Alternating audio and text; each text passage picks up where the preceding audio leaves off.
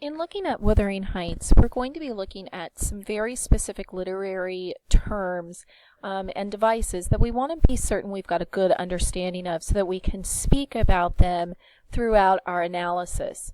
The first one is this idea right here of the reliable and unreliable narrator.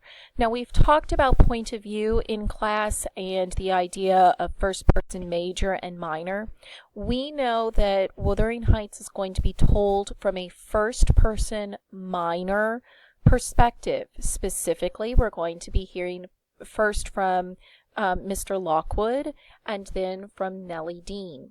Now, the idea of a reliable and unreliable narrator is that reliable narrators are those whose accounts we trust. When they tell us something, we believe them to be true.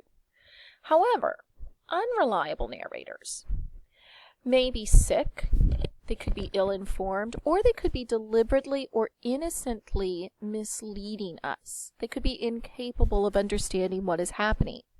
For example, a minor character who perhaps has a grudge against the characters that she is describing might use negative diction in her description of them.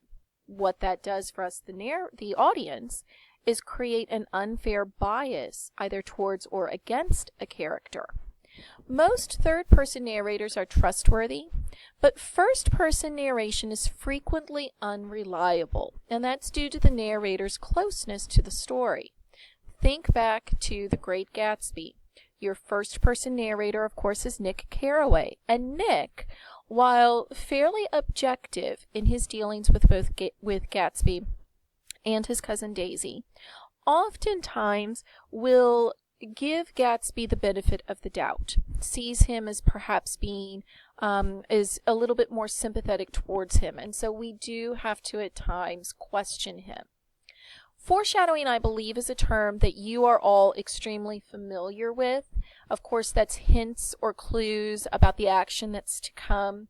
Foreshadowing is used specifically to create interest and build suspense and becomes pretty important when we're looking at a Gothic novel specifically. A foil is another term that you may remember from Romeo and Juliet last year. Of course, the great example in Romeo and Juliet are the foils of Tybalt, the hot-head, impulsive Capulet, and Benvolio, the peacemaking Montague. A foil is a character whose qualities or actions usually serve to emphasize, okay, and that's a key word there, the actions or qualities of the protagonist by providing a strong contrast, okay? So it's not that they are opposites. We have to understand that. Foils are not opposites. Instead, by comparing the foils to one another, that's how we're able to see the qualities or beliefs of a character really be emphasized, okay? Dialect is, I believe, another idea that you have been introduced to. It's that distinctive variety of language spoken typically in a regional group. The best example of dialect, in Wuthering Heights will come from Joseph, who is going to speak in some very hard to understand language. The Byronic Hero I'm going to skip over because you, of course, are going to watch a video on the Byronic Hero, or you already have.